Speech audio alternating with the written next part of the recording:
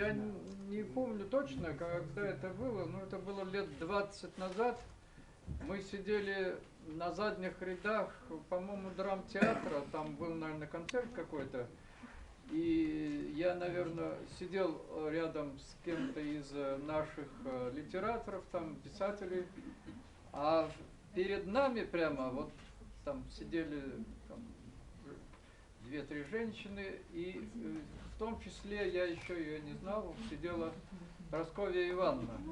И мы, видимо, говорили о что-то, ну, так тихо, о стихах, ну, так что она это слышала, и, в общем-то, как-то она, ну, намекнула нам, что она тоже пишет стихи, но она не уверена в том, что они, ну, серьезно написаны, и вот если бы кто-то профессиональный, знающий это дело, ей, ну, помог бы, посмотрел ее стихи и сказал, что можно ли так писать, и какие-то советы еще дал,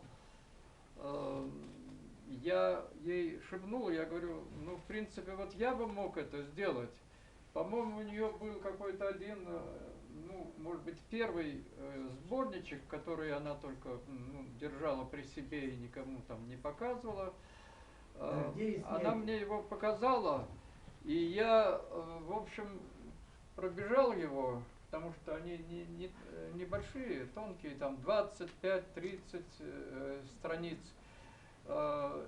Пробежал и увидел, что, в принципе, там на 80-90% это действительно стихи. И я ей сказал, что вы можете писать, просто вам надо, ну, относиться к этому еще более серьезно, советоваться вот там с кем-то из нас, там со мной, показывать, значит, очередную там рукопись и так далее. И вот действительно с тех пор мы стали пересекаться на каких-то не специально, а вот тоже мероприятиях вот типа вот такого. А лет 12 назад, наверное, вот где-то, может быть, даже здесь, у нас была встреча с ней в таком узком кругу, человек 20, где она рассказывала о том, как она участвовала в войне, и там, кажется, я сейчас точно не помню, в общем, была на фронтовой линии, рядом грохнул то ли бомба атомная, вернее, бомба самолетная, то ли танковый снаряд, и, так сказать, образовалась вот такая яма, в которую ее воздушная, так сказать, волна от этого снаряда туда столкнула. И, в общем, она то ли сама выбралась, то ли ей помогли ее однополчане. И вот после этого, значит, она получила ранение и стала, ну, тут уже говорили, что стала там другие дела в военной в армии делать. И мы с ней, значит, пересекались, ну, по крайней мере, раз-два в год на каких-то таких вот мероприятиях. Она мне давала свои новые сборники, я их читал, и потом при следующей встрече я говорил, что там мне понравилось, так сказать, а что вот стоило бы там несколько поправить. Вот, и занимала половину второго этажа в Доме печати. И она могла бы, там, собрав там вот стихи первых там 5-6 своих сборников там издать, и точно у нее, так сказать, рецензия была бы положительная на ее стихи от наших профессиональных поэтов, потому что вот у меня, я сегодня половина ее книжек у меня прямо над моей головой, там у меня все стены заложены моими книгами, половина книг моих, а половина книг, значит, начиная от писателей 3000-летней давности и вот кончая, значит, моими товарищами, здешними, вообще российскими, и в том числе вот ее сборники. И я сегодня так, ну, времени тоже немного, я нашел вот это, «Моя Одиссея» называется, стихи 2000-2002 года. И я его снова перечитал вот сегодня или вчера вечером, и нашел здесь сразу такие потрясающие, снова нашел потрясающие строки, хотя здесь в основном она пишет о природе, о дождях, о снегах, о весне, о падающих листьев, как-то вот описывает это все, такая картина складывается. Но пишет и о людях, о взаимоотношениях между людьми. Вот, например, классическое четверостишее в стихотворении, но оно без названия, просто тут дата вверху, 2002. Заканчивается стихотворение, оно целую страницу занимает. «Культура нам нужна своя родная, талантов на Руси не занимать. Творите для России, понимая, что Родина не мачеха, а мать». Вот, это, я думаю, что для самого большого классика достойные стихи. Вот, ну и, значит, ну, больше всего здесь, я говорю, стихов о природе, о разных ее оттенках, причем все они ей нравятся. Дожди ей нравятся, снега, первые снега там, падающие осенью с деревьев листья, и зеленые листья весной, и переход от одного времени года к другому. Все это она воспринимает как-то как нечто такое живое. Вот. Ну и поскольку вот здесь Константин Бадокин... Так, можно я задам вопрос вам следующий? Здесь мы общались с филологами, в частности, с Институтом повышения квалификации, с Евгенией Петровной, которая ректор. Как вы считаете, Юрий Андреевич, можно рекомендовать произведение Прасковьи Ивановны Чисталевой в качестве регионального компонента при изучении русского языка и литературы?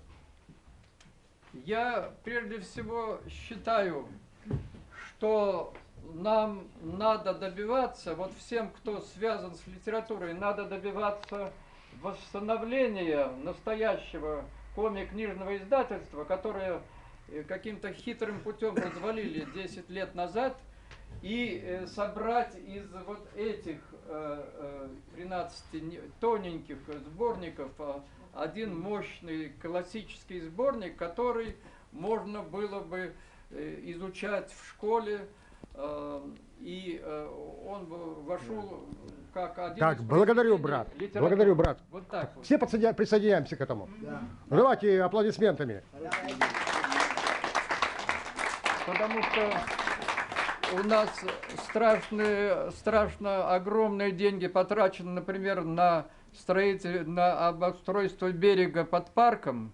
И причем там больше половины денег закопали за эти годы так, благодарю, брат. Благодарю, да. Брат. Нет, я хотел, что она, ну, человек, который, ну, поняла, что я, ну, сделал довольно прилично для того, чтобы она писала, работала. И поэтому вот в этом именно сборничке тут есть пара стихов, как бы о моем творчестве. Вот называется «Читая стихи» Юрия Ионова. Глаза вперила, как на страже, не пропустить. Здесь все срослось, как бередята будоражат и трогают слова, до слез, картины, образы, сюжеты. и боль, и сдержанность души, воспоминания, грусть, все это мне близко, рифмы хороши, и просто вроде, а взрывают вся жизнь и ввысь, и в глубину. Не часто с нами так бывает, когда читаешь жизнь одну, а мы с Ионовым волжане, да и от жигулевских волн, хоть в Пугачев, это моя родина, я не езжала, а был ли в Ставрополе он.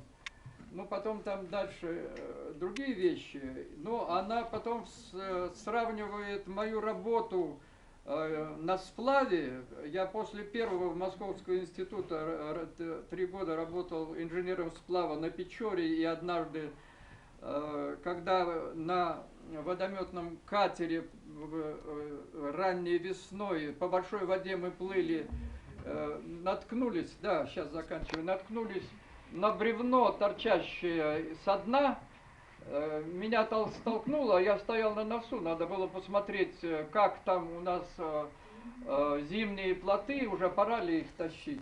И меня сбило в воду, я упал, и этот катер проплыл надо мной. И я бы, конечно, был изрублен, голова была на куски изрублена, если бы катер был винтовой, как раньше. Но уже года 3 были катера водометные. И поэтому я выплыл сзади с воинской работой.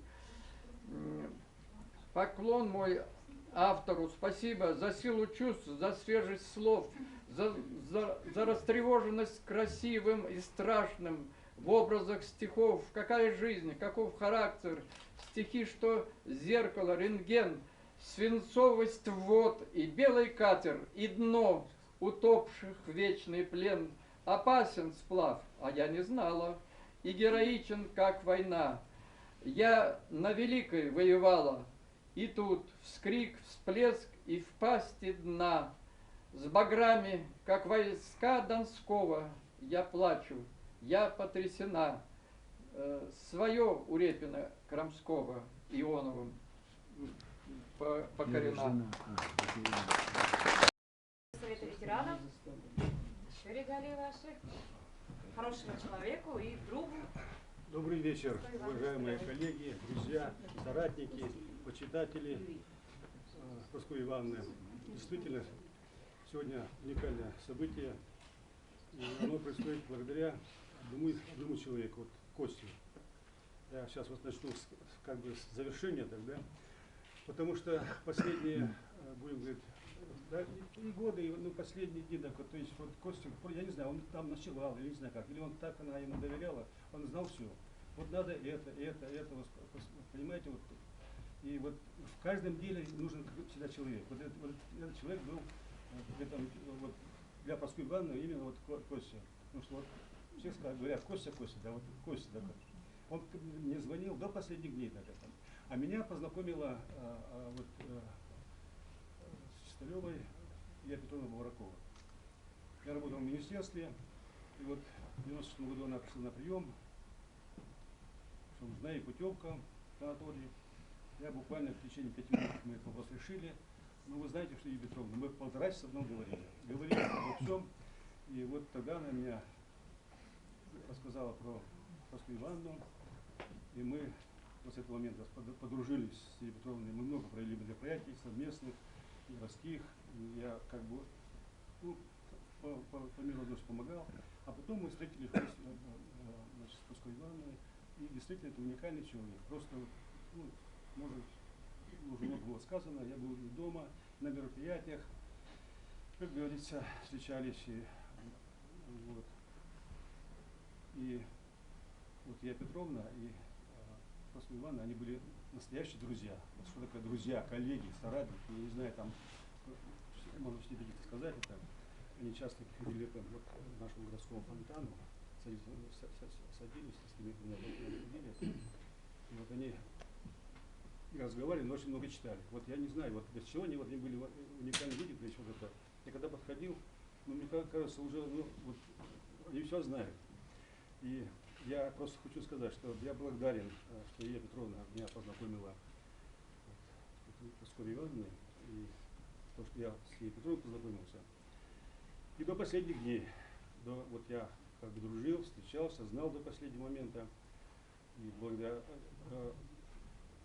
Косте я до последнего момента знал все о Паскове Ивановне.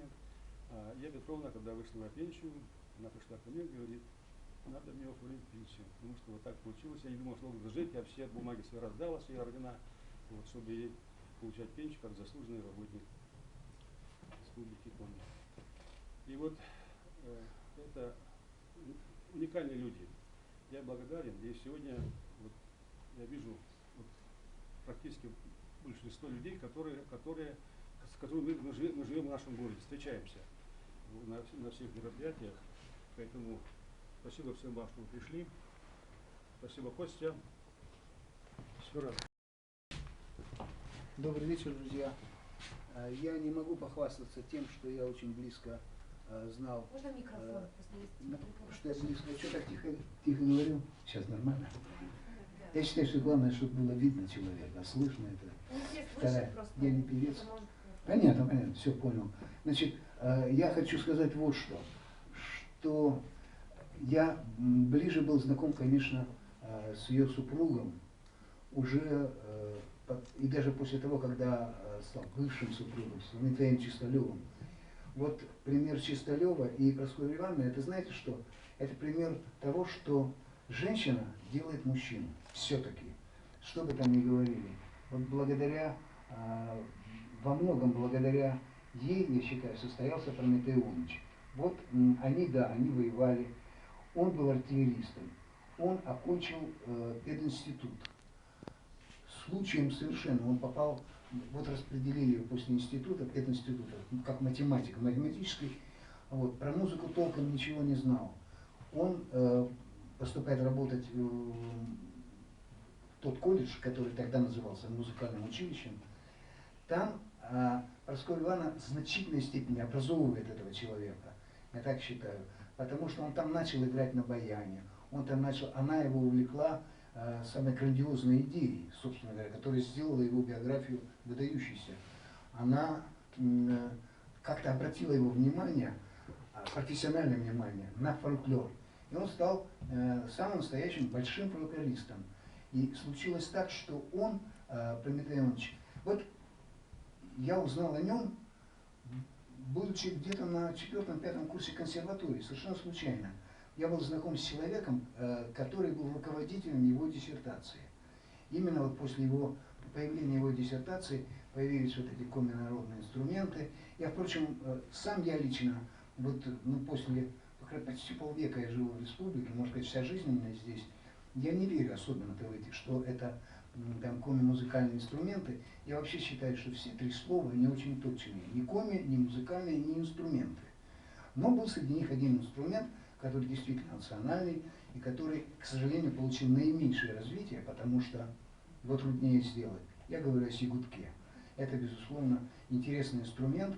И дело в том, что в музыке коми-народа нет вот этих ритмов острых, которые можно добиться всякими колотушками, кстати, которые русскими являются.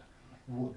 И, интересные выдумки с пелинами, это все нормально, это все интересно. Но не совсем такое. Тем не менее, вот она его зажгла. Я застал тот период, когда они уже не были вместе.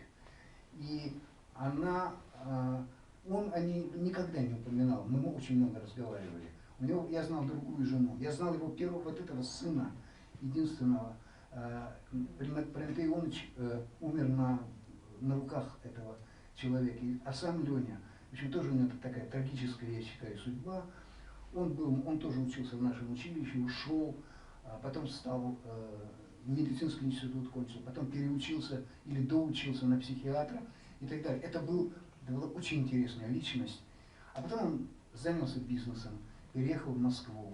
И, в общем, я его видел, я его встречал в Москве совершенно случайно. И были такие моменты, я представляю себе, как Прасковья Ивановна переживала это. Когда его не стало, она еще была вполне нормальная, нормально себя чувствовала. Просто вот его не стало так вот в одну секунду. Он ехал, у него машина была в ремонте, это я знал. И он ехал в метро и разговаривал по телефону. И вот так вот и умер. Вот так вот, прямо с телефоном. Вот такая ужасное. Я был знаком со второй его женой и с ее сыном, то есть его пасынком как бы. Вот. И вот представьте, какая трагическая судьба. Смерть унесла Чисталева, его сына, его пасынка, его вторую жену. А она как бы вот, она осталась одна, и поэтому, может быть, поэтому ее сердце так тянулось ко всем. Это удивительный совершенно интеллигент. Интеллигент, который, ну, может быть, последний даже в нашей республике. Вот настоящий интеллигент. Она никогда, я там пытался иногда, ну, мы редко разговаривали, но просто мне интересно было влезть в чужую душу. Ну я такой человек, мне важны вот эти впечатления, ощущения. Она никогда ни одного плохого слова не сказала про Чисталева. Я это очень ценю. Таких людей единицы вообще, которые мне встречались, включая самого меня, между прочим. Потому что никогда ни о ком ни одного плохого слова не было сказано. Она приходила там на концерты, она действительно рецензировала. Я нисколько не удивляюсь, что она восхищалась, например, Майей Васильевной, артисткой, которая замечательные роли исполняет замечательные партии. Я ничуть не удивляюсь, что она плакала, слушая ее Иоланту. Это одна из лучших Иолант, каких я знаю. А я всех Иолант с первой постановки знаю. Вот. Потом, значит, ну, Каратаева, Аля, это, боже мой, изумительная, потрясающая певица. И вполне понятно, что потом, как она поет на коме, например, кто знает язык, а как раз ваши корты Мунан, то есть первое, что я объявил в своей жизни, мне сказали, вот будешь вести концерт. Я говорю, чего? И там Ваши корты, там еще это. И вот мне объясняли, надо было выучить за 3 минуты. Ну как там? А? Нет, это не филармония, это было в районе. В районе там из меня выращивали ведущего, а иначе что, ну зачем приехал? Рояля там нет, значит ты ничего. Тогда веди концерт, нефиг бездельничать. Вот, и я вышел, и надо было выучить, ой, как они мне, я не мог выучить слово. Ваши горды я быстро выучил, а там Мунан Туис, это было жутко тяжело. Потом, значит, Мунан мне влепил, а потом наконец сказали, ты Туис видел, как Туис? Ну да, я же знаю, что такое Туис. Потому что я с Урала, там есть это слово. Ну вот, и вот, может быть, вот девочки балетные, вы, наверное, не знаете, о чем был романс, который пела Каратаева, певица наша народная. Она, это «Не найду дорогу к дому». Она гуляет с молодым человеком, и не хочется домой. И так хорошо. И вот она, это очень хороший романс. Я считаю, что это не песня, это романс. Вот, и это, я думаю, что самое лучшее вообще вокальное произведение Чисталева. Вот. И мне что-то кажется, что в этом романсе вот столько тепла, столько, что это тоже Прасковью Ивановну вдохновило. Первое, что я услышал в Коме Республики, значит, я говорю, вот я хочу что-нибудь такое, там Коми, ну послушай, авторское. У меня был сборник народных песен, которые я сейчас знаю лучше любого Коми. А тут мне было интересно. Вот я первую песню услышал Чисталева «Скворушка». Я сразу представил себе, у меня вот есть такая моя доморощенная теория, я по музыке могу определить, что был это за человек. Вот какой он был, насколько он хороший был, насколько он... Вот, например, я еще школьником был, вот, услышал, когда музыку Вагнера, думаю, какой гад. Вот сразу мне показалось, что ну, музыка очень хорошая, но нехороший человек. А там, допустим, Ференц Лист очень добрый, очень хороший, и так оно и оказалось. Потом, когда изучили уже биографию, удивительная вещь. Ну и вот Чисталев я представил себе. Мне кажется, что это тоже вдохновило Прасковью Ивановну, потому что это очень чистая, красивая песня. Вы помните ее мотив? Я бы мог спеть, но я боюсь, что я прощу навсегда от этой песни. Ну, очень красивая песня, «Скворушка», такая детская. И я сразу представил себе старичка, ну мне тогда было там лет 26, что ли, а он лет на 25 был меня старше. И вот я представил себе, для меня это был жуткий старичок, сейчас я намного старше того старичка, значит. И вот я представил, что он такой лукавый и юмористичный. В общем, все это, и вот тем больше я узнаю вот через ваши разговоры, через вот этот вечер, через какие-то... Я все время не отрывал глаз от экрана. Я пытался пересчитать ее медали. Слушайте, это же... У нее там вся кофточка, это самое это... Ну просто это чудо, а не человек. Это был настоящий интеллигент. И вот если можно о чем-то мечтать, я хотел бы быть хоть в чем-нибудь похожим на нее. потому что она и говорила, она могла покритиковать, но любой, с кем она общалась, ну, это было никогда не обидно. Вот вы понимаете, мне кажется, вот я думаю, может быть, я не права. Нет, наверное, я не права. Но, понимаете, может быть, здесь надо было вот как-то... И ты понимаешь, вы меня даже перехватываете. Когда я вспоминаю, это вообще удивительно. Я всегда радуюсь, когда встречаю добрых людей. И сейчас, и хотя у меня был очень тяжеленный сегодня день, у меня было 4 пары, и еще там одна. Я все равно, я сказал, вы мне позвонили, да? Вы не забыли? Конечно, я приду. Вот, и я получил, у меня получилось сегодня большое наслаждение, вот увидев вообще, что столько людей и так говорят о ней. Это, в общем, великое счастье, что мы были знакомы. И даже вот у нас вот передо мной сидят юные балерины, которые преподают музыкальную литературу. И вот я считаю, что они сегодня многое узнали. И, ну, пускай заочное такое знакомство с таким человеком, может быть вам предстоит что-нибудь танцевать на музыку Чисталёва. И это тоже будет, потому что все равно, чем больше проходит времени, тем больше я убеждаюсь, это она сделала Чисталёва. Михаил Львович, значит, я вам разрешаю здесь выбрать любые сборники, взять себе и написать на стихи Прасковьи Ивановны музыку. А Альфия потом исполнит. И Алексей тоже исполнит. Значит, выбирайте, берите все по одной и на себя возьмите комсомольское обязательство написать музыку, озвучить. Нет, так не делается, так не делается. Я подумал на это, но обещать на этой неделе нельзя. Ни в коем случае. Я из творческого объединения «Родник». С этим творческим объединением Прасковья Ивановна была тесно связана. Она приходила к нам, потом мы к ней в гости приходили. И я последние 3 года, вот я ее очень хорошо знаю. И я стихов не пишу, правда. Но вот у нас кто пишет стихи, мне, значит, Раиса Сажина написала стихотворение про нее. И вот я очень хотела сказать, жалко, что людей мало уже осталось, ушли. Но это без этого стихотворения Прасковья Ивановна бы не в полной мере бы освещилась. Чисталёвой. А пане было 18, и добровольцем на войну ушла с фашистами сражаться, чтобы защищать свою страну. А хрип на фронте голос звонкий, пришлось так много испытать. Бомбежки, госпиталь. Девчонка вновь продолжала воевать. Войне конец, жива Прасковья. Закончила пединститут, она учительница в школе, а дома муж с сынишкой ждут. И в мирной жизни боль бывает, смерть близких, как смириться с ней? Седая пани отмечает свой 90-й юбилей. И ясен ум и память крепкая, друзья, знакомые вокруг. То в двери постучат соседка, то забежит проведать внук. Когда же одна в часы затишья воспоминаниям полна, она стихи и прозу пишет, в раздумье, сидя у окна. С людьми ей есть чем поделиться, и есть о чем им рассказать. И вот на чистые страницы ложатся вновь святая рать. Вот понимаете, я очень много раз с друзьями тоже ходили, мы к ней в гости. Как скрупулезно она относилась. Уже 90 лет ей было. Она писала оду о любви. И так было, вот это запятую не туда, а это сюда. Какой чистый, светлый, и у нее был ум до сих пор, вот до последних дней.